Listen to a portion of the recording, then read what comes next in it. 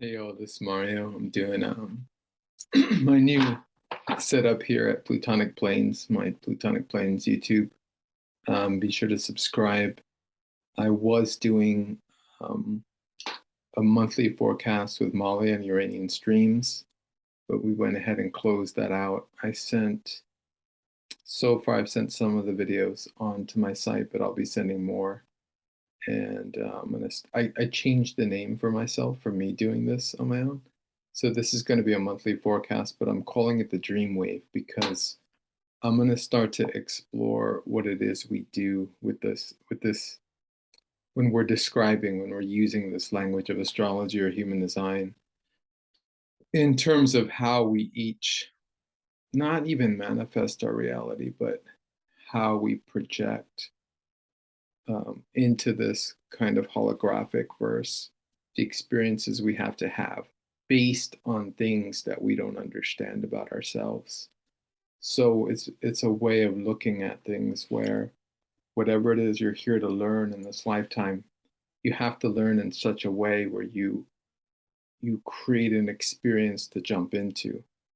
And this is a deep kind of psychological view of astrology, but I mean, really, it's just holographic theory.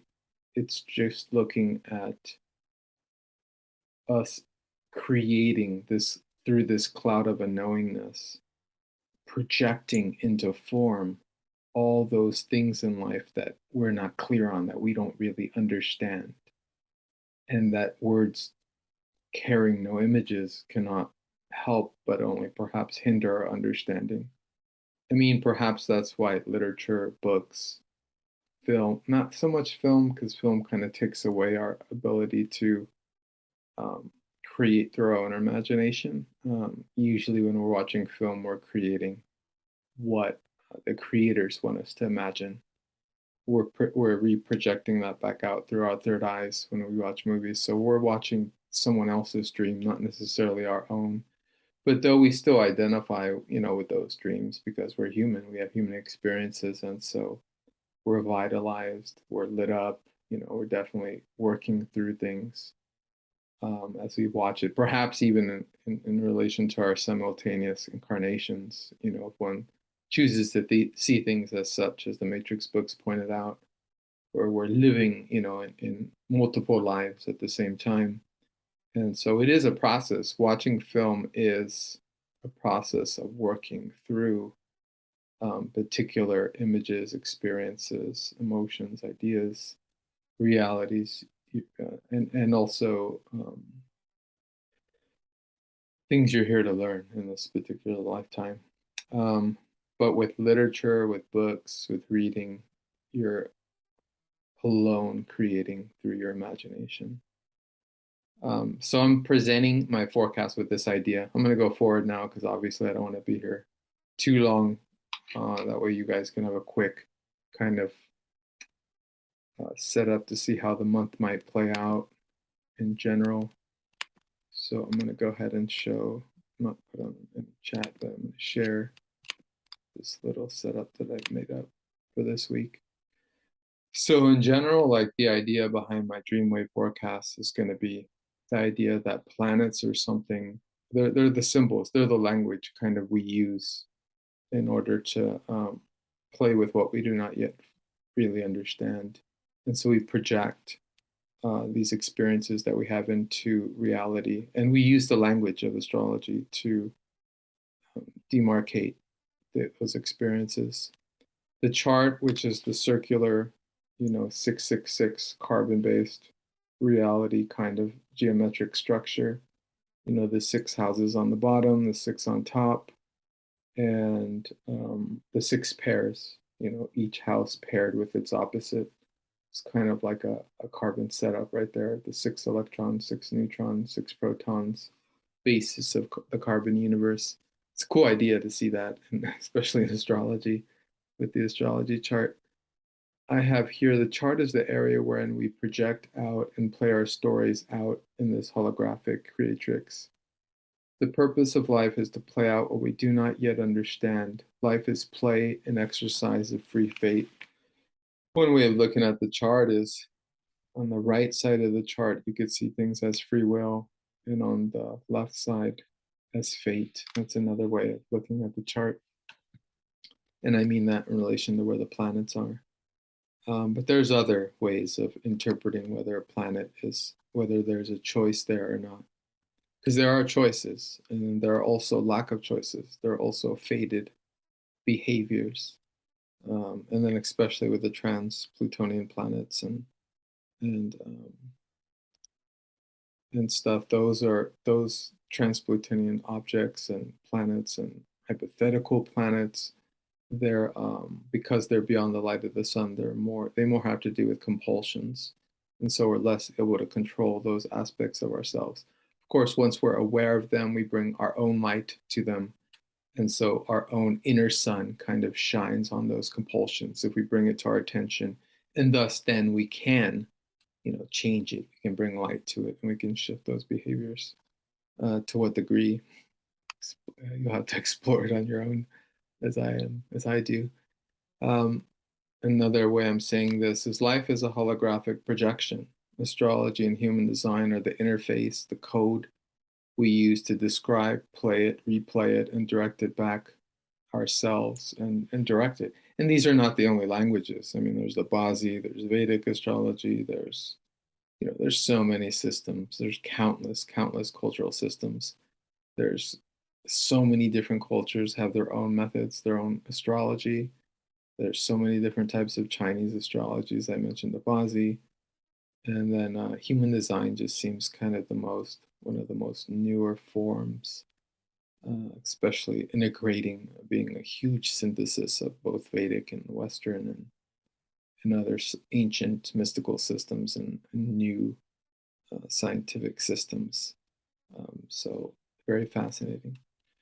So this month, the note I put is meditate in these gates within you. So just like we can imagine the planets as the organs moving within us, in a human design graph, you could see all the numbered gates, and I'll show the human design graph in a moment. All these different parts of the human body graph, all the numbers in different places are spaces, perhaps etheric, but also even like real levels of actual inner space that in meditation and concentration and focus, you can go into and experience and feel into. So it's very interesting. And these gates correspond to the different 12 astrological signs. Human design just splits everything up, splits the sky up instead of 12 areas like astrology does. It splits up the sky into 64 parts. And that corresponds with the I Ching and our genetic code. So it's kind of fun. So this month, we're getting into November. I think tomorrow is the 31st. So I'm getting to you guys on the Capricorn moon, Sunday night, Pacific time. And for Hallows Eve, for that time of celebration of our ancestors, and hopefully putting out, energy for them, putting out food and, remembrance and ritual for them. And this starts with gate 49. Scorpio started a little earlier with another gate, but we're going to be moving into gate 49 tomorrow. And this is about fear of the past. On the image I'm going to show, I put forgiving, learning to forgive, because it's a kind of fear of repeating the past is the idea. But I'll go into this a little later. I think I'll just present the names now. Gate 1 this is the first gate of the I Ching. It's a very powerful form of creation. That's going to be November 6th to 10th. Gate 43 is one of the two genius gates, and it's in the throat center. Maybe I'll just do it here. I don't want to show the other screen. And hearing within is like an acoustic knowingness, like when you're asked a question or when you're asked to respond to something, the knowledge just comes in. And people with this genius channel, the channel that goes in the center, it's very individuated. In the throat, they, especially if people ask questions, they can just bust out a bunch of knowingness, and then you ask them how they know what they know, and they don't really know. It's they're able to tune in to a frequency of knowingness in the air. Uh, and that's going to be November 11th to the 16th. The gate one is going to be the 6th to the 10th, and that's going to be during the eclipse. I'll go over that after this. I have a chart for that, and the eclipse is it's going to be a pretty intense um, eclipse, November 8th. Let me just double check the energy. I'm pretty sure it's a solar eclipse, and it's a total, no, it's a lunar eclipse, sorry. Total lunar eclipse, and it's in Taurus at 15 degrees. So, um, what this means is, especially that day, there's going to be a blocking of light. And because eclipses carry on for a period of time, sometimes 3 to 6 months, sometimes almost up to a year, um, there's going to be we won't be seeing. There's things we'll be missing. We'll get a hint of it, but things are not going to be clear because they're not going to be in the light. The eclipse blocks out the light, as I mentioned, and that day, I think what is it, 435 open seats in the House of Representatives, and then 35 in the Senate are open. So changes abound. Of course, the political stage is a stage of clowns, and so we'll see. It's just a game of musical chairs. We'll see who steps in and who doesn't. This duality game is like so. It's such an aberrant. So it's so boring by now. This kind of dualism of the good and the bad, this or that. I'm sure many of us are tired of this narrative. Of course, it's a perpetual narrative, and even perhaps historically and mythologically, there is always games between warring, and different factions. Essentially, that's what we're still experiencing to this day. It's like no different. You can go read Sumerian mythology, and it's all happening right now. And it's not mythology. And so then we move in after that, and this will be after the eclipse into the 43, which I was talking about, the knowingness.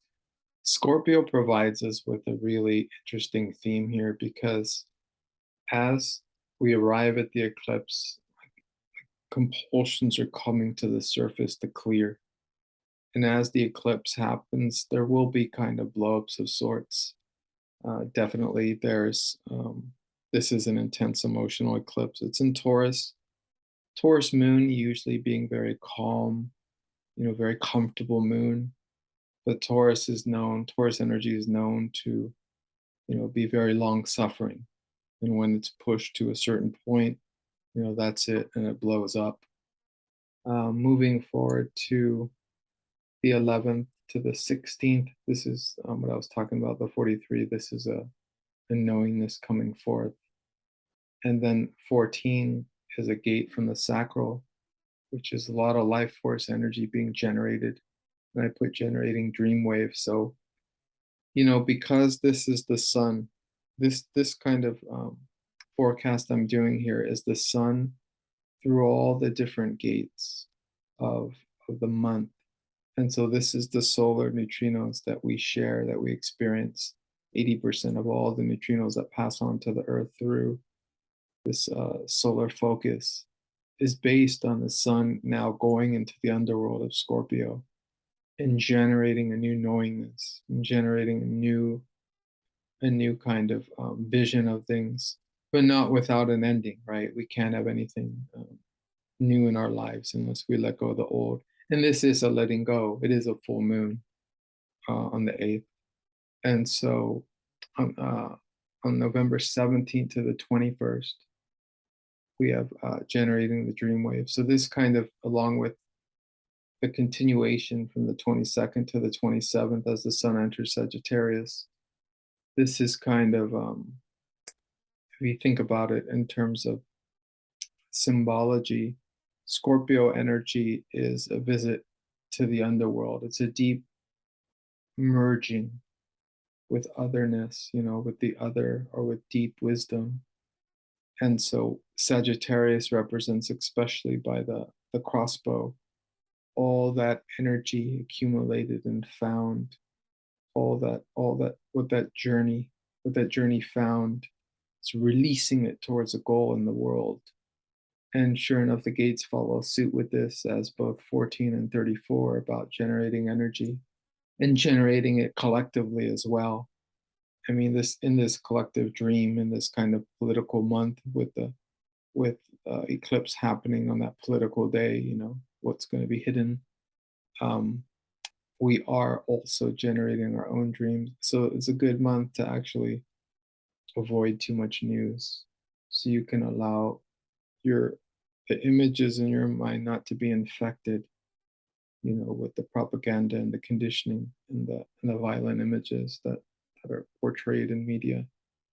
I would avoid Netflix too, and all their obsession with um, serial killers and cannibalism and zombies. It's just sickening, these images.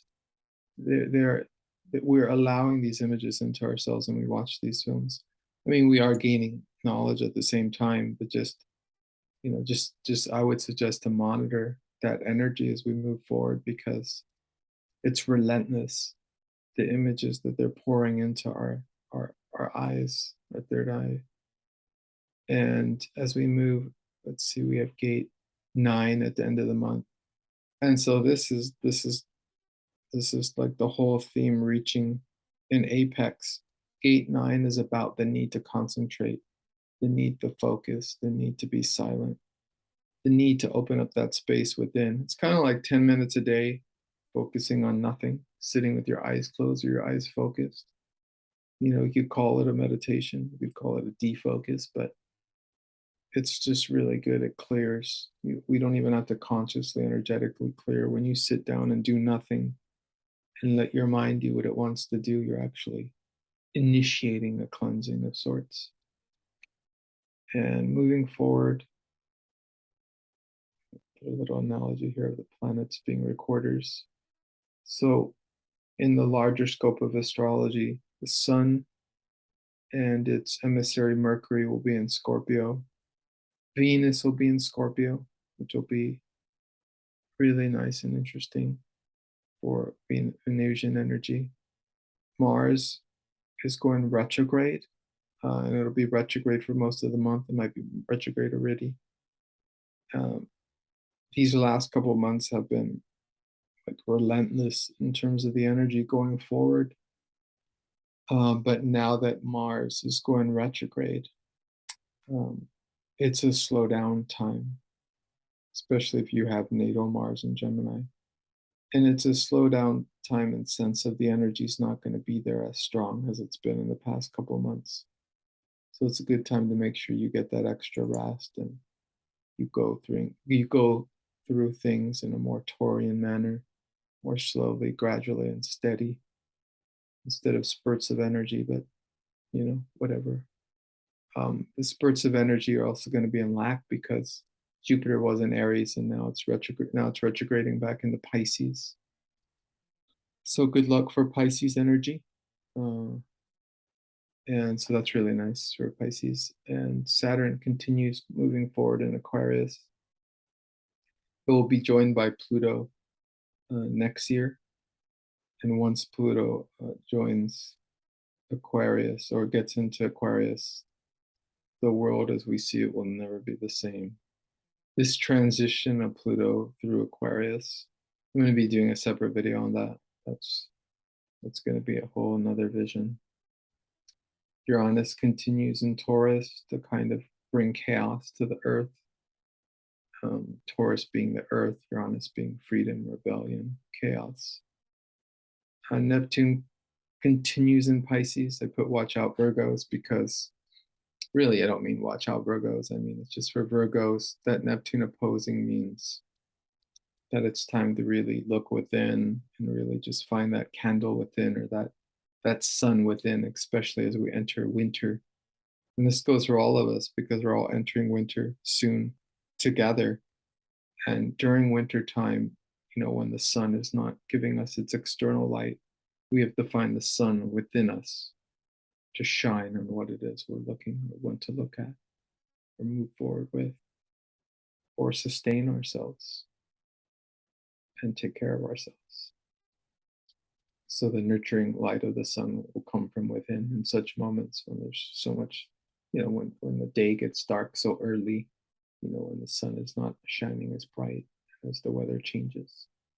And then I noted here again Pluto forward in Aquarius, or forward in Capricorn, and we'll be moving towards Aquarius next year. Hit some other notes here. The eclipse chart, as I noted, or the eclipse will be pretty intense. It'll be a big emotional release. The challenging days I noted as the 6th, the 9th, the 19th, and the 30th, and the dream manifest days. These are good electional days to do certain things. I noted as the 3rd, the 10th, 13th, 14th, 20th, and 28th. Usually I do my Pluto moon days, but I forgot to do those. But I think some of those are mixed into the challenging days that I added. I'm gonna stop right there. I decided not to show the different charts for the gates. Hope you all enjoyed this video. I'm going to be continuing to do these monthly, and be sure to subscribe and really enjoy your month. Thanks.